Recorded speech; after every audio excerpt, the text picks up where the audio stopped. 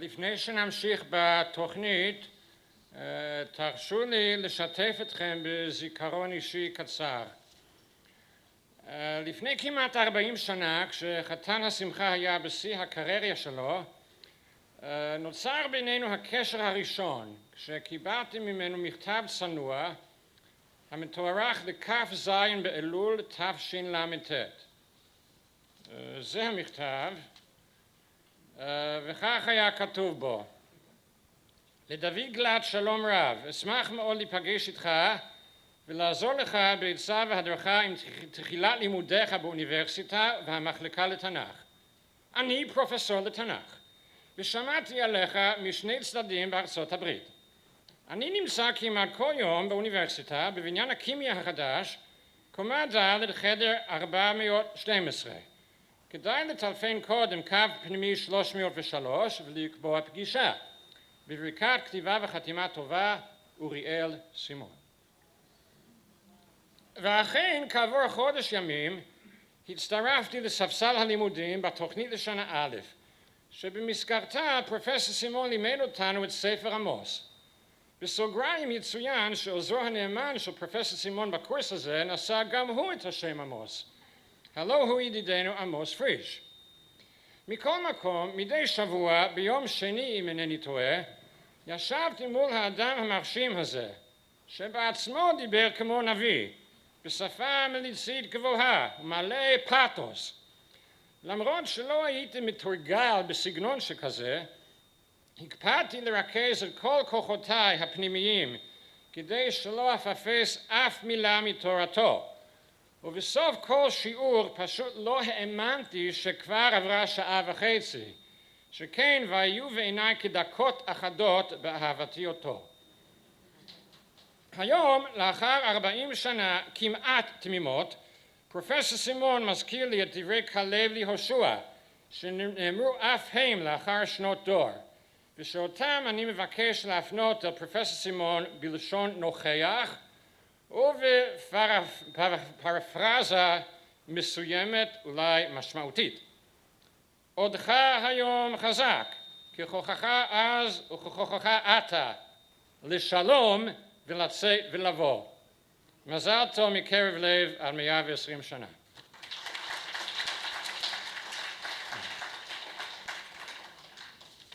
אוקיי, עכשיו לממלושן, כן? Our next speaker is Dr. Michel Levin, who is an associate professor of Bible in the Rebecca Avery Department of Jewish Studies at Stern College for Women. Dr. Levin's research interests focus on Ramban's Torah commentary, particularly his application of intertextuality to analyze biblical characters, as well as the structural analysis of the pattern and design of biblical narrative. Dr. Levin is the author of Nachmanides on Genesis, The Art of Biblical Portraiture. She is currently preparing articles that apply modern literary models to an analysis of Ramban's Torah commentary. Her topic today is Ramban's literary approach to the poetic efficacy of biblical metaphor and simile. ראשית כל, אני רוצה להודות לפרופסור אביוז שהזמין אותי להצטרף לכנס החשוב הזה לכבודו של פרופסור סימון. הלוואי שיכולתי ללמוד ממך אישית, אבל הרווחתי מרחוק ממאמרים, ספרים שהדפסת במשך השנים, במיוחד בגישתך לניתוח המקרא ולנושא שלי היום, לעולם פרשנות ימי הביניים. אני רוצה לאחל לך שתלך מחיל לחיל, ושהשם ייתן לך כוח שתמשיך ללמוד וללמד, לכתוב ולהפיץ חידושים בתורה. עכשיו אני אעבור לאנגלית.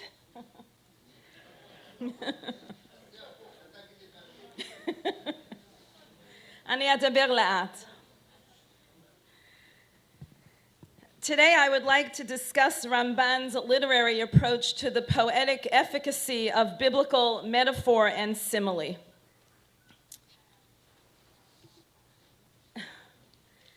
Ramban's biblical commentary offers a notable contribution to the study of the literary roles of biblical imagery, particularly expressed through metaphor and simile.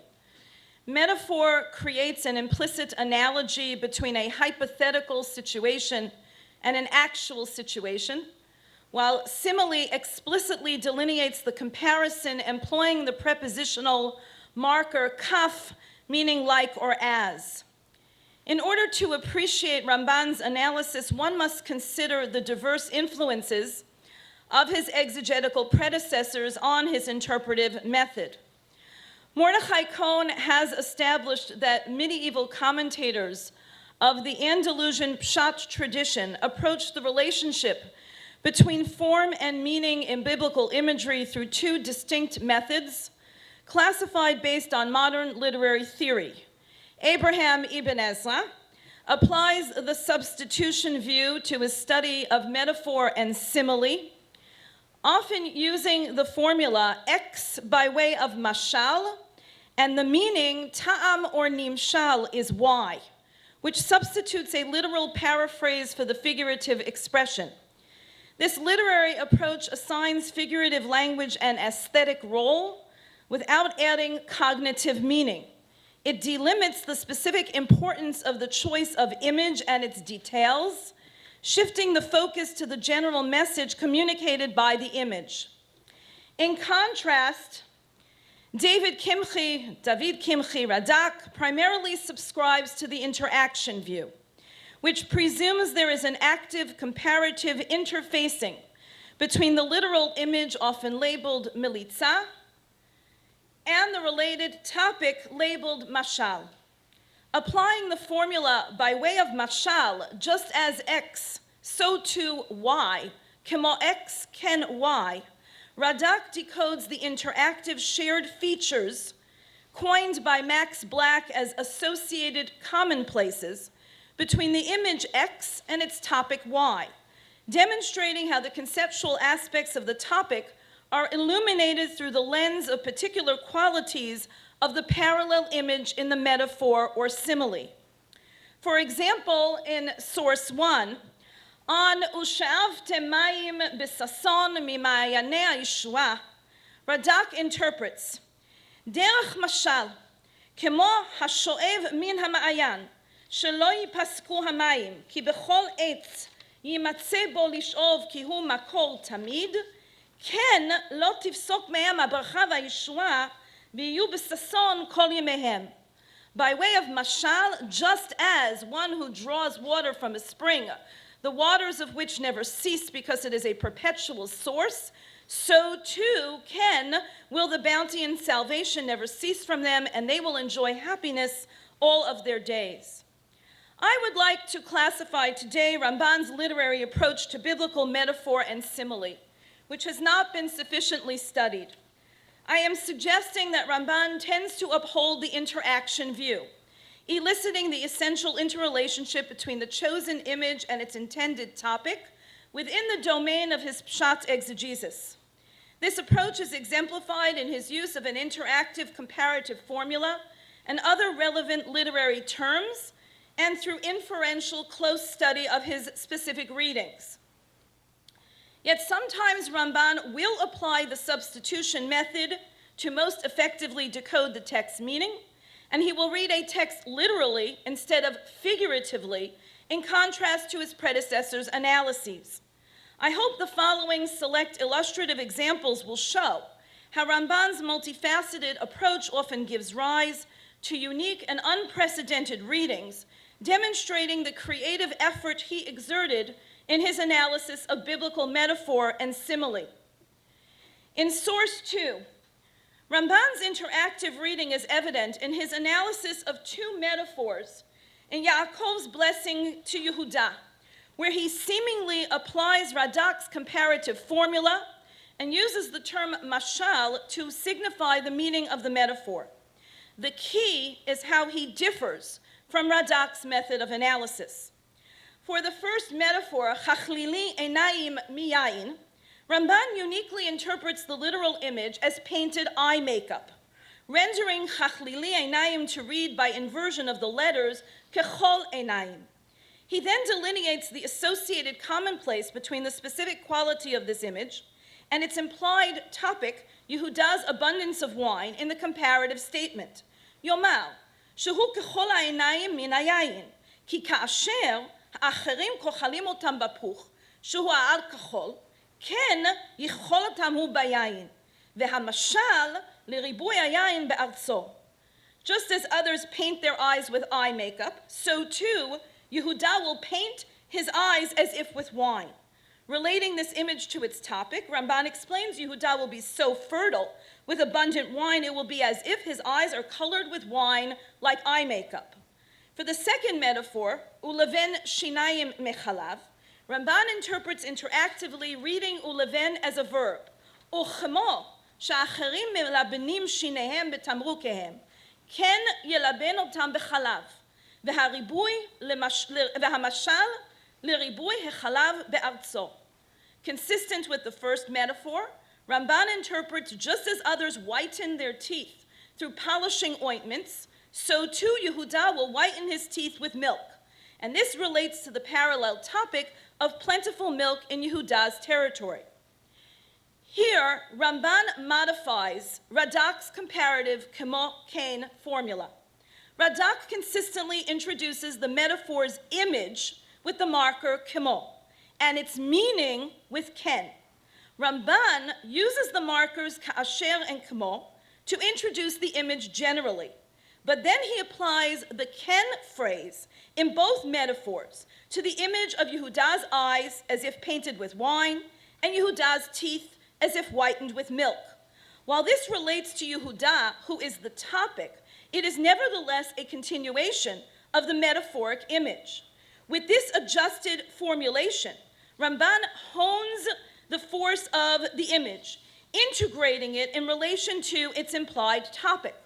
Only with the marker, v'hamashal, does he proceed to focus on the aligned idea of the metaphor, the abundance of wine and milk in Yehuda's land.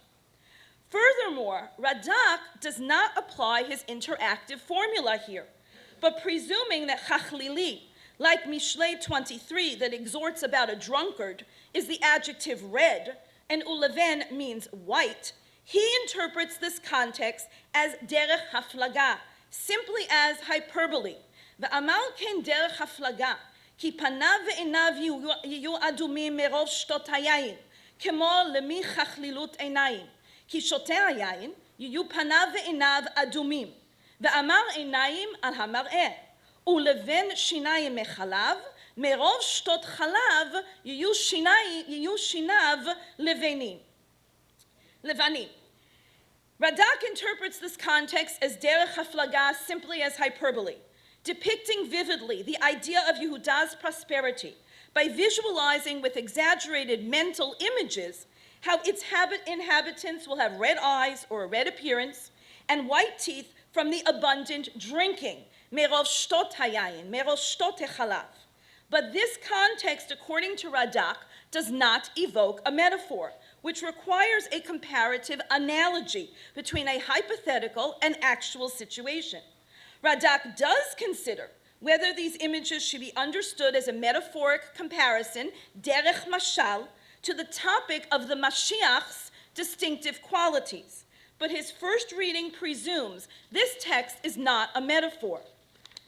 Perhaps Ramban reinterprets this context because the image of excessive wine consumption, possibly to the point of being drunk, has negative implications, which seem at odds with a blessing. Once Ramban interprets the image of wine through his unique presumption of metaphor, he consistently applies it to the image of milk.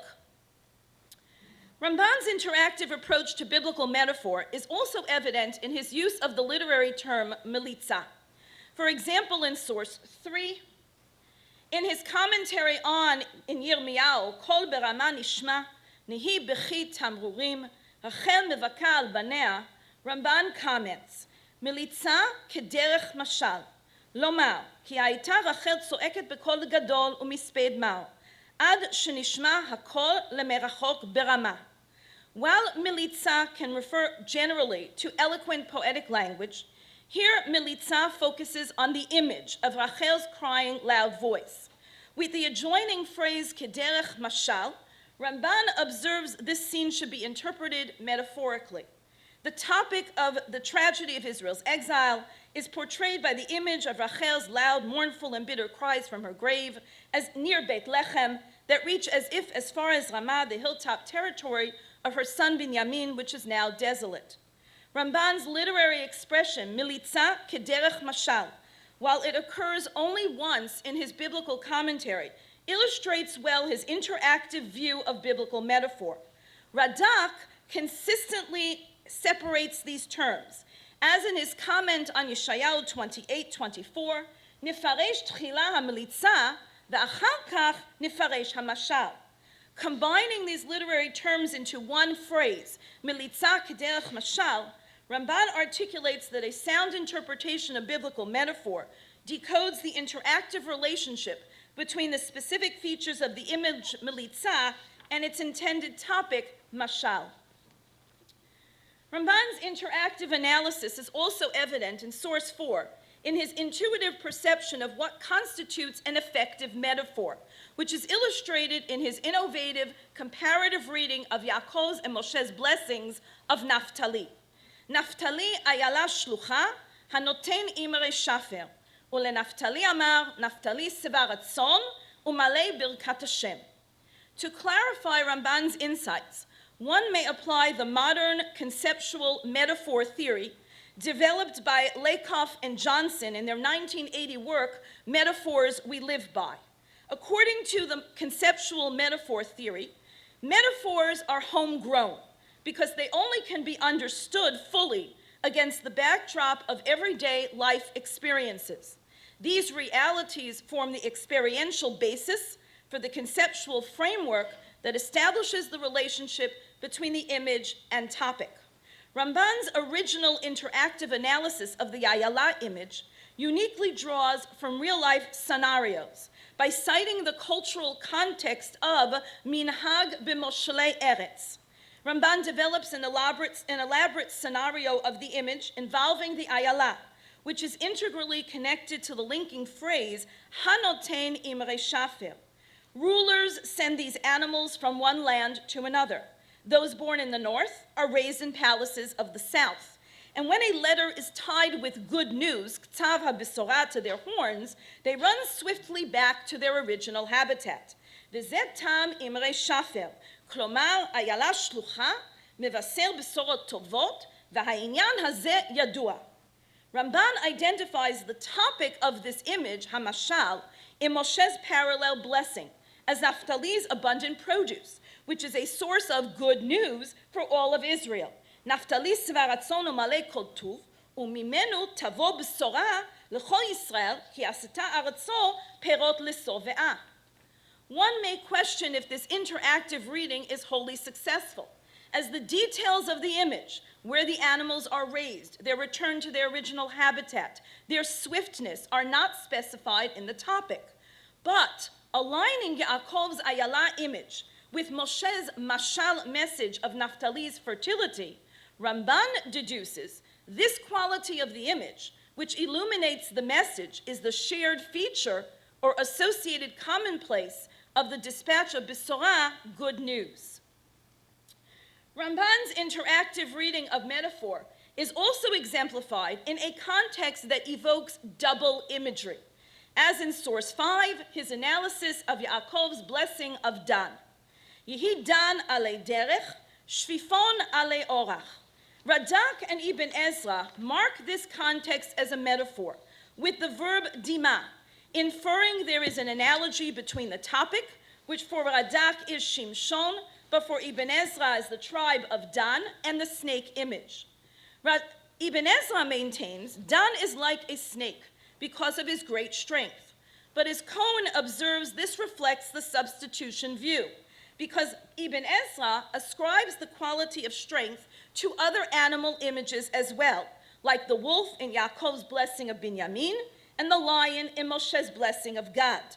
About the double snake images, Nachash and Shfifon, Ibn Ezra states, V'hata'am kaful. Applying midrashic readings, Radak applies the interactive view, and he specifies that the single snake image depicts multiple qualities that exemplify Shimshon's uniqueness as a shofet, the solitary mode of attack, and his harm of many at once. Holech yichidi memit rabim. but he does not discriminate between two serpent images. Ramban, identifying the snake image as figurative with the verb dima, he adopts an interactive view like that of Radak in relation to the topic being a Shimshon, using the comparative marker kmo. However, Ramban goes further than Radak by assuming a double imagery of two snakes. Like Radak, Ramban specifies the Nachash's solitary behavior, but with the text focus on the snake alei derech, he specifies how the snake emerges from its lair alone against wayfarers, which clarifies Shimshon's unique unaccompanied mode of attack. But Ramban infers there is a second small snake, shvifon, that is invisible to people on the road, alei orach, which reflects on Shimshon's additional quality of his stealthy manner of attack against the enemy. Going further than Radak, Ramban interactively analyzes the rest of the metaphoric comparison of Shimshon to the snake that bites, hanoshech ikvei sus vayipor chavo achol, which he identifies as remez. It is this aspect of the image that relates to Shimshon's massive defeat of the enemy. The horse's heels are compared to the pillars holding up the roof of the building which Shimshon seizes.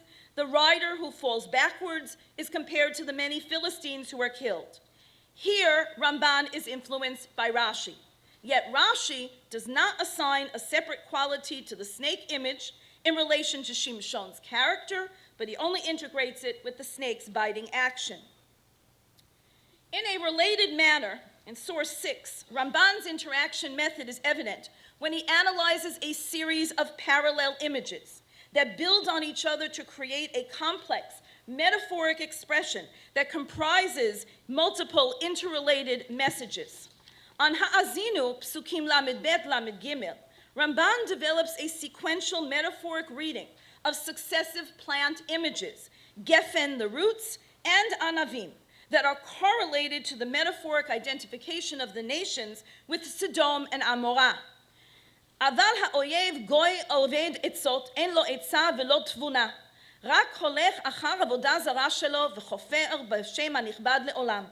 כי כן ירש מאבותיו, והנה הוא משורש פורה ראש ולענה, ואין בהם תוחלת לעולם. The nation's lack of perception, גוי עובד עצות, derives from shoresh ra, their ancestors from whom they inherit idolatrous ways. This results in pri ra v'mal, which also produces poisonous wine, that is, evil descendants who will ultimately perish. But what is unique about Ramban here is that he capitalizes on the forcefulness of this multi-tiered metaphor, applying it contrastively to Israel to reveal why they will eventually be redeemed from exile. Unlike the world's nations, Israel has good roots, a righteous tradition. They will eventually bear pri tov, repenting to God in their suffering, meriting their redemption. On the other hand, in source 7, sometimes Ramban adopts the substitution method, perceiving that this reductionist approach, like that of Ibn Ezra, is more effective for analyzing a particular context. For example, on Moshe's song in Shemot 15, Rashi's midrashic reading infers that the three similes describing the Egyptians drowning, like straw, stone, lead, each refer to a different form of death. Ramban, however, maintains that focusing on each image individually loses sight of the main force of the topic, although he does not comment on the straw image. Merging the double similes of Psukim He Yud that describe the Egyptians drowning in the water's depths with the verb tzalal, Ramban deduces, V'hiskir bazeh b'shira pa'amayim, k'mo aven, ka'oferet, ki gam ze lahem miyad Hashem.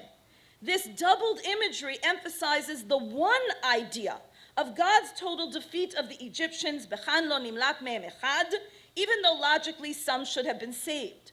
In this manner, Ramban elicits how parallel images in the song's different stanzas convey the same message, creating a cohesive integration between the different literary units of the song. Likewise, in source 8, Ramban does not use the interaction method when he has apparently detected what is known in modern terms as a dead metaphor, a metaphorical expression used so often it is no longer perceived as a metaphor, and the image is simply equated with its literal usage. For example, when God declares in Numbers 11 that Israel will be overwhelmed with the month's supply of meat, ad asher yetzeh me'apechem, Ramban, who is apparently applying Unclus's translation, replaces the phrase with a literal substitute, ad sheyakutzu bo, without explaining the choice of the nose image in relation to its topic. In contrast, while Rashi cites Onkelos, Rashi prefers to interpret interactively, that the people will feel as if, Yehi domeh lachem ki'ilu, that they are satiated beyond capacity, that the meat is coming out of their noses, derech ha'af. Apparently, Ramban, however, considers this expression to be a dead metaphor, and there's no need to interpret the topic by means of the image. Furthermore, Ramban's literary focus on the biblical texts sometimes prompts him to read words literally within their context, contrary to his predecessors who assign them figurative connotations. In source number 9, rebuking Shimon and Levi for their rampage against Shechem, Yaakov describes Uviratzonam ikiru shol. Radak ascribes the large ox as a metaphor for the rulers of Shechem, paralleling Yosef's figurative comparison to an ox in Moshe's blessing, Bechol Shoro Hadar Lo. Ramban agrees about Yosef, stating Dima Oto Leshol, and he acknowledges V'chein yichanu aktuvim asarim agdolim be'elim ve'atudim, applying the verb yichanu from kinui, a literary term signifying metaphoric expression. But here, Ramban renders shol to read literally, kemashma'o. Relying on context, Ramban maintains, Yaakov describes progressively the extent of Shimon and Levi's actions, first wreaking destruction on the city's innocent populace with rage, ba'apam hargu ish, and then continuing in their willful rampage against the animals, even after their vengeful anger had abated, biratzonam ikru shol, the ox representative remez of all the plundered possessions. Ramban does not assign a figurative meaning to shol in this context, contrary to his predecessors, since in his opinion, its literal meaning has greater expressive force and correlates well with expressing the extent of Yaakov's desire to distance himself from all of his son's crimes. When Ramban does assign a figurative meaning to shol in Moshe's blessing of Yosef in source 10, he demonstrates the force of this metaphor by aligning it with his interactive reading of Yaakov's parallel blessing of Yosef, where he is compared to tree branches. Ben porat Yosef, ben porat alei ayin, banot sa'ada alei shul. Here, Ramban intuitively shows his perception of another category of metaphor, known as mixed metaphor, in which two or more seemingly incompatible metaphors about the same topic are combined. And the only way to elicit their coherent message is by focusing on what they have in common, downplaying their differences. Detecting that Yosef is compared figuratively to two seemingly incongruous source domains, plants and animals, Ramban focuses on how their shared idea of Yosef's many progeny is the main point of these analogies. With Yaakov's blessing, Ramban cites the grammarians mentioned in Radak's Sefer HaShorashim, who render Yosef being described figuratively as ben, which is a neta, a sapling, with porat, many branches. However, Ramban discriminates here as well between the literal and the figurative, claiming that ben should be understood kemashma'o, and the metaphor only begins with his figurative description as porat, tree branches. Yosef hu ben, shehu kemo, porot ilan shatul al ha'ma'ayan. Along with his grammatical observation, Ramban notes this aligns with other tribal blessings, separating the topic from the image, as Binyamin ze'ev.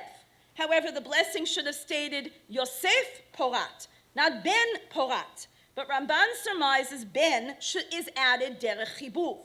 Thus, fertility is the common feature that generates this analogy between the image and topic.